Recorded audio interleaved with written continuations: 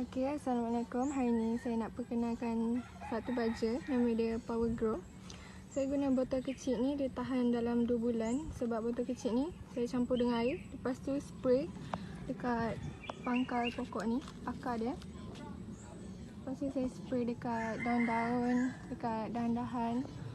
So hasil dia keluar pucuk baru dengan buah.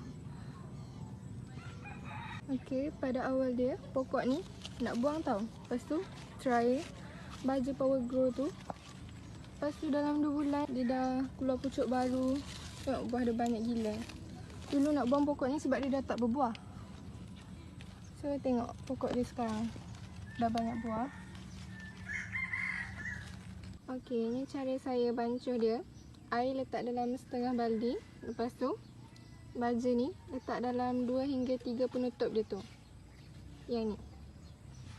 Okey.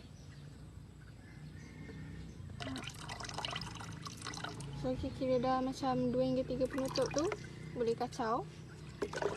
Lagi satu cara, saya guna bekas apa-apa je yang ada spray macam ni. Lepas tu letak baja yang dah bancuh ni dalam ni. Kat daun-daun dia, siram pakai yang ni. Okay.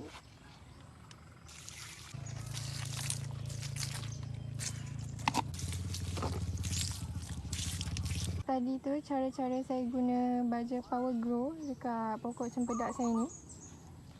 Saya beli pun baja tu sebab hari tu dia viral kat FB. Lepas tu try lah beli kat Shopee kan. Sebab mak pun dah bising pokok ni macam tak berbuah.